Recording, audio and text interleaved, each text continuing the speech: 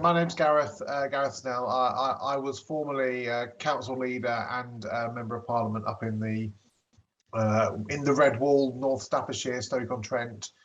And so one of the things that I do for Unchecked, as well as their political engagement, is I just sort of help feed intelligence so that we can share that with groups and guys and girls like you to give you an understanding of what's going on. So I just want to sort of caveat everything. We've run through these sort of papers quite a few times in the last few weeks, and obviously things have moved at pace. But what we want to try and explain and give a flavour of is that although the waters may be sort of quite choppy at the moment, actually some of the underlying stuff that happens regardless of who's in charge of parties is going on, and that's what we need to be thinking about.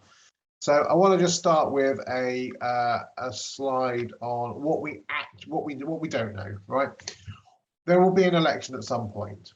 Technically, that election could not happen until January 2025 under the current rules.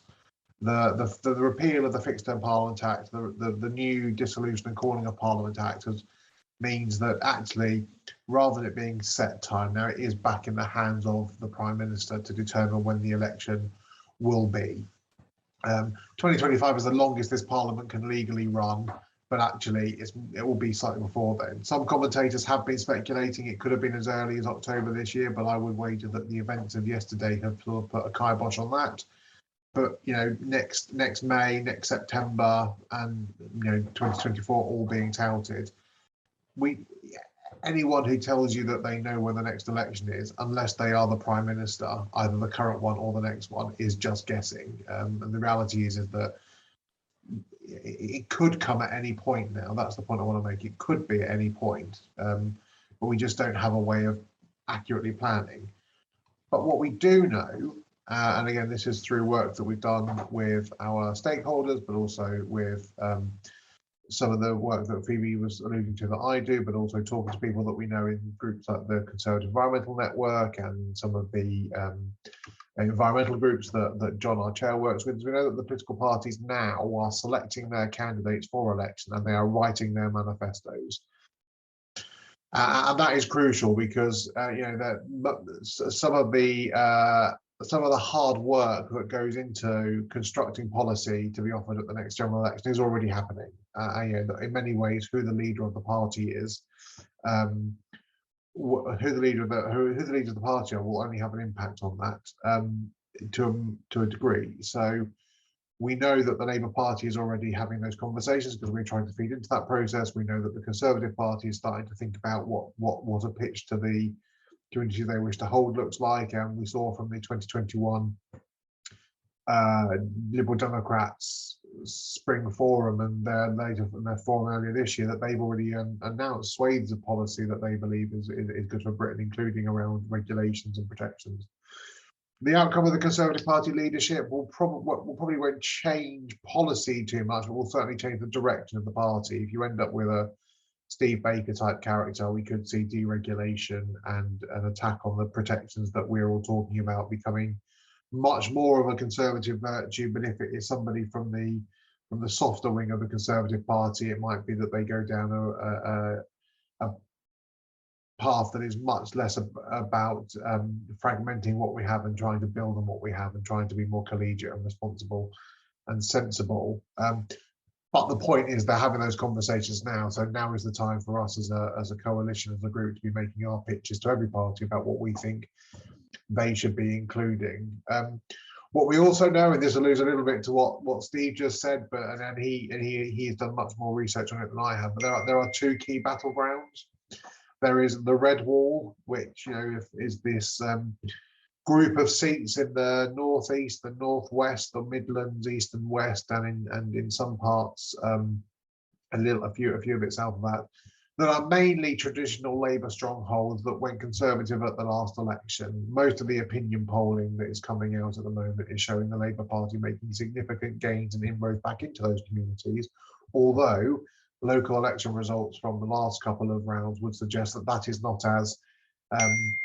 going to happen as quickly or as easily as the Labour Party might like. But the reality is that the number of those seats and the volatility of the voters within them mean that neither party can reasonably seek to be the biggest party in Parliament, let alone form a government, without, in the case of the Labour Party, winning those seats, or in the case of the Conservative Party, holding on to those seats because of the way that their electoral coalition is now made up. Equally, the other battlefront, which is where Unchecked recently did a piece of work, is around what is now called the Blue Wall.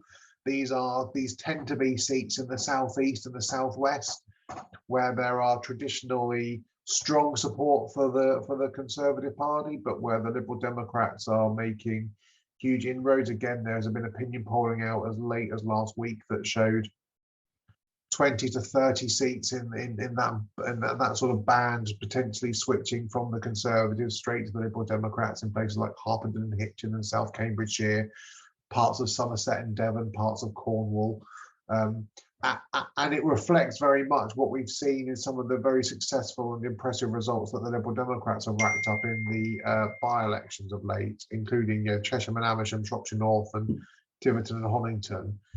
What I think we were going to talk about, but we haven't got today, is actually, if you look at some of the material that the Liberal Democrats were putting out and some of their key campaign points, it was based quite a lot on this idea that we should protect the environment. We need to protect standards and welfare. We need to in animal welfare, that we need to protect the standards in our politics and actually raise the standards. And they very much talked about the fact that Britain should be at the leading edge of some of this stuff. And it was and it evidently has paid political dividends for them, as they were able to overturn majorities that normally are unthinkable.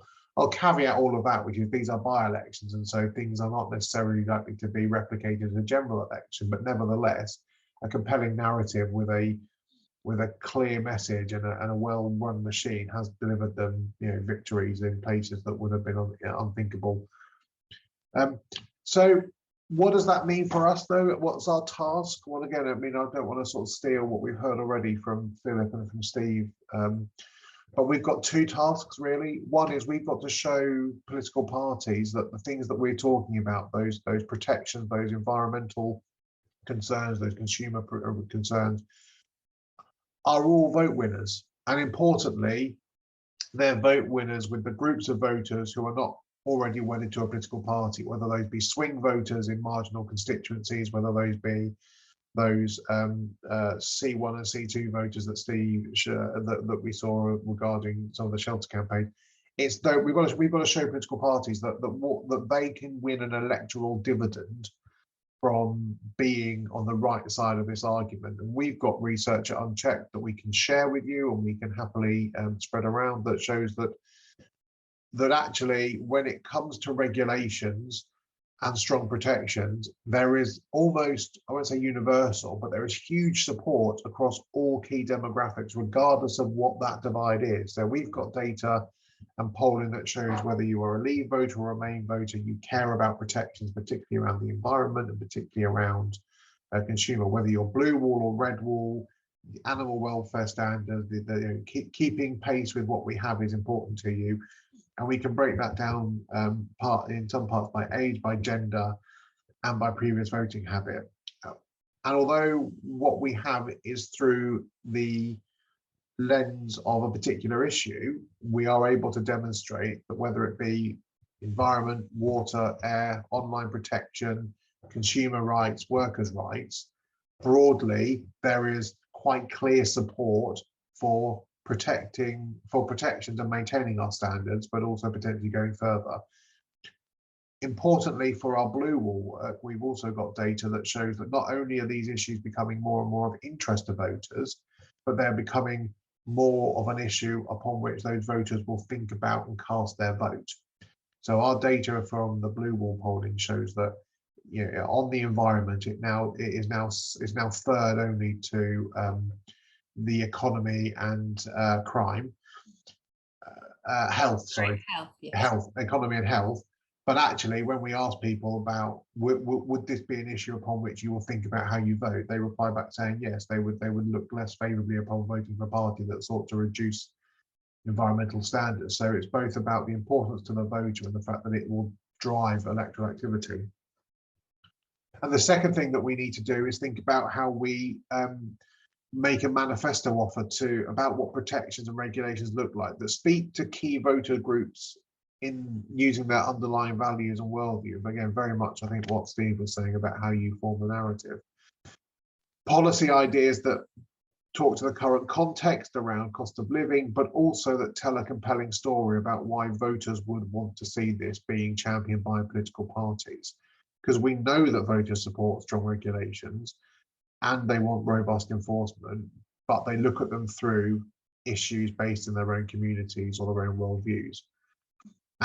We have to be clear that whatever we're offering up as suggestions to political parties has to be more than about talking about the process of regulations and protections. It's got to talk about outcomes. It's got to talk about tangible impacts on communities, because that is how political parties try and convey their own messages. And the more work we can do on behalf of the parties, the more likely they might adopt some of our suggestions.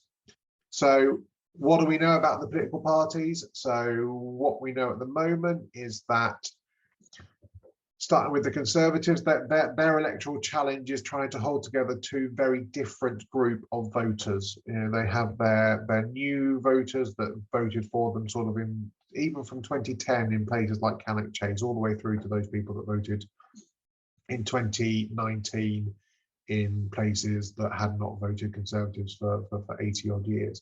And that coalition is sometimes at odds with one another, but again, our data shows that you can get issues upon which all of their voter groups agree, and one of those is about enforcement and protections.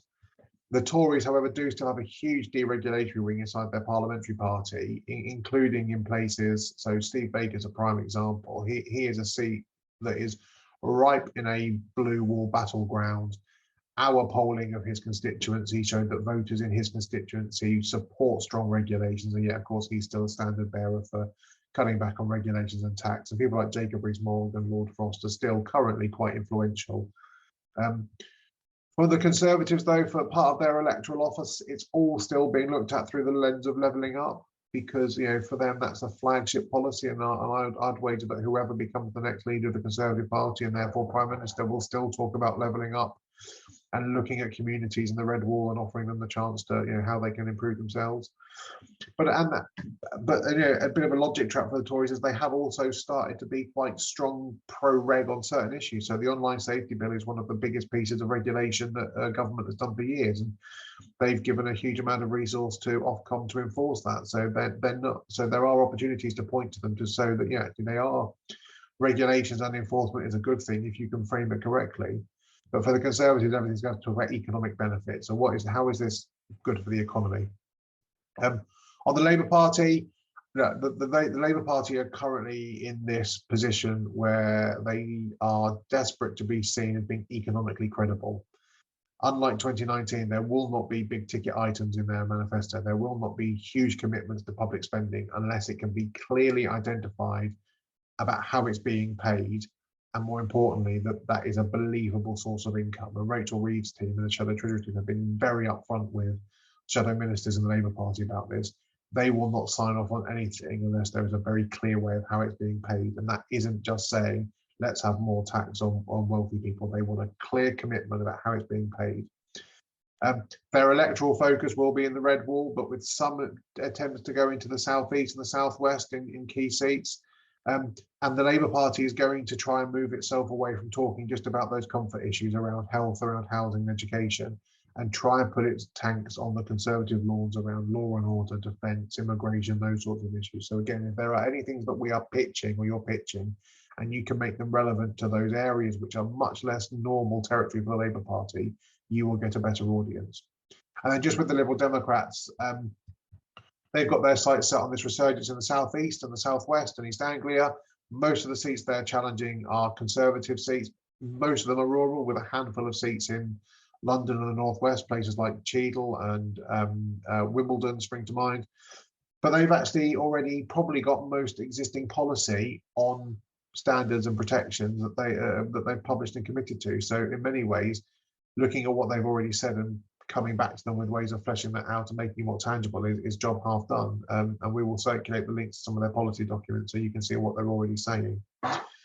And then finally, the things that we have discussed in Unchecked about looking out for is that this may or may not become too much of an issue with the new government, but certainly the policy agenda pursued by Boris Johnson, that actually distracts campaigners and people that are trying to influence policy, because you end up reacting to the things that they're doing as an attempt to distract. So all the dead cat stuff around Channel 4 and imperial measurements, lots of energy and time was put out for people trying to respond to that. But the reality is those are things that are just there to give the government talking points.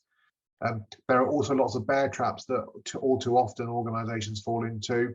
The industrial action with the RMT was designed deliberately to create an opportunity for the government to point at lefty lawyers and do-gooders about when it came to the flights to Rwanda, just as an attempt to sort of make people yay and nay on the things they care about, so that they can set up wedge issues. And wedge issues are one of those things designed to try and split the country into a binary choice based on very complex issues, and for the government to say we're right and you're wrong. But while all of that is happening, quite a lot of important stuff also happens and gets overlooked because the bandwidth for most organisations is not big enough to look at this. So the sunset clauses for retained EU law, that was a big dead cat from Jacob Rees-Mogg, but actually some of that's now already starting, and they are quietly putting SIs through to sunset clause out certain parts of regulations. There was the lifting of the pesticides that kills bees that was done almost without fanfare, apart from a few organisations, because it was just missed by too many people. And things like there's a consultation happening about the consumer rights reform, most of which are on paper sound sensible, but actually this is a government that's just looking to try and liberalise, I believe, in terms of the way that consumers can fight back, just as they've done with trade unions, just as they've done with charities, just as they've done with the media. So they are bear pits which that we can all get trapped in and spend an awful lot of time. But the outcome for us is that we have a lot of activity and not a lot of productivity. So I think as we break into the next sessions, we're going to have a conversation, aren't we, Phoebe, about how can we take some of what we now know with some of what Steve has talked about and what Philip has talked about, to put together some ideas about how we might approach political parties with our offer about how we can help them develop good policy that is electorally sound and meets our objectives and values. Thanks.